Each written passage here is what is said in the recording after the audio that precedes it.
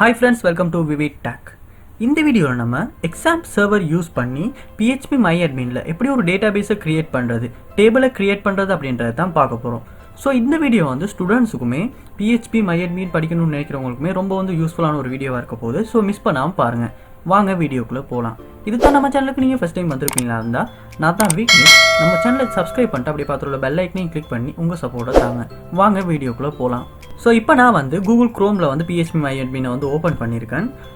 So open பண்ண இந்த மாதிரி தான் PHP MyAdmin இன்டர்ஃபேஸ் வந்து இருக்கும். ஸோ இதில் வந்து இந்த சைடில் நம்ம டேட்டாபேஸ் எல்லாமே பார்க்கலாம். ஸோ இதெல்லாமே நான் கிரியேட் பண்ண டேட்டாபேஸ்.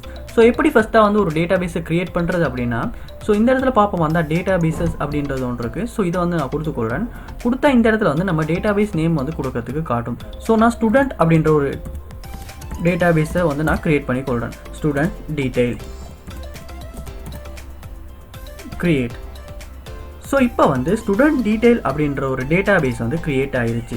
கிரியேட் ஆன அப்புறமா இந்த இடத்துல வந்து நம்ம டேபிள்ஸை வந்து கிரியேட் பண்ணுறதுக்கான ஆப்ஷன் வந்து காட்டுது. ஸோ இங்கே வந்து நம்ம டேபிளை வந்து கொடுத்துக்கொள்ளலாம். ஸோ டேபிளுக்கான இதை வந்து நான் கிரியேட் பண்ண போகிறேன். ஸோ டேபிள் நேம் வந்து நான் கொடுக்க போகிறேன் டீட்டெயில்ஸ் அப்படின்றது. ஸோ ஸ்டூடெண்ட் டீட்டெயில் அப்படின்ற டேட்டாபேஸில் டீட்டெயில் அப்படின்ற ஒரு டேபிள் வந்து நான் கிரியேட் பண்ண போகிறேன். ஸோ கொலம் வந்து நான் ஒரு டிஃபால்ட்டாக காட்டுது. ஸோ நான் கொலம் வந்து ஒரு 3 கொலம் வந்து போட்டுக்கொள்கிறேன். So go. ஸோ இப்போ நான் க்ரியேட் பண்ண டேபிளில் 3 கொலம் வந்து க்ரியேட் ஆகிருக்கு. ஸோ ஃபஸ்ட்டாக வந்து நான் நேம் அப்படின்றத கொடுத்துக்கொள்கிறேன். நேம். ஸோ ஃபஸ்ட் கொலம் நேம் வந்து நேம். ஸோ டைப் வந்து நான் வார்ச்சார் வந்து கொடுத்துக்கொள்கிறேன். ஸோ உங்களுக்கு தேவைப்பட்ட டைப் வந்து உங்களால் வந்து கொடுத்துக்கொள்ள முடியும். லென்த் வந்து நான் 100 அப்படின்றத வந்து கொடுத்துக்கொள்கிறேன். ஸோ நெக்ஸ்ட் கொலம் நேம் வந்து நான் கொடுக்க போகிறேன் ஐடி. ஸோ ஐடி வந்து நான் இன்ட்டாக டைப் கொடுக்க போகிறேன். லென்த் வந்து 10 கொடுக்க போகிறேன். அடுத்த கொலம் நேம் வந்து அட்ரஸ் அப்படின்றத வந்து கொடுக்க போகிறேன். அட்ரஸ். டைப் வந்து வார்ச்சார்.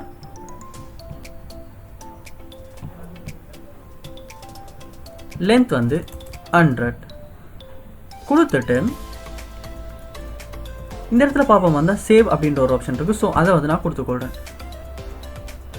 ஸோ இப்போ வந்து நம்ம டேபிளில் உள்ள கொலம் நேம் எல்லாமே சேவ் ஆகிடுச்சு. ஸோ இப்போ வந்து நம்ம ஒரு டேட்டா வந்து இன்செர்ட் பண்ணி பார்ப்போம் எப்படி இன்செர்ட் ஆகுதா இல்லையா அப்படின்றது. இன்செர்ட் அப்படின்ற ஆப்ஷனை வந்து நான் கொடுத்துக்கொள்கிறேன். ஸோ இங்கே வந்து நம்ம கொடுத்துருக்க கொலம் நேமுக்கு வந்து இன்செர்ட் பண்ண காட்டுது. ஸோ நேம் வந்து நான் VividTech அப்படின்றத வந்து கொடுக்குறேன். ஐடி வந்து 123. அட்ரஸ் வந்து யூடியூப் அப்படின்றதுக்கு வந்து நான் பொதுவாக சும்மா கொடுத்துக்கொள்கிறேன். ஸோ இப்போ வந்து இந்த இடத்துல நான் கோ அப்படின்றத வந்து கொடுக்க போகிறேன். இந்த இடத்துலையும் கோ அப்படின்றத வந்து கொடுத்துக்கொள்கிறேன். ஸோ இப்போ வந்து டீட்டெயில் வந்து இன்செர்ட் ஆகிருச்சு. 1 row இன்செர்டட்.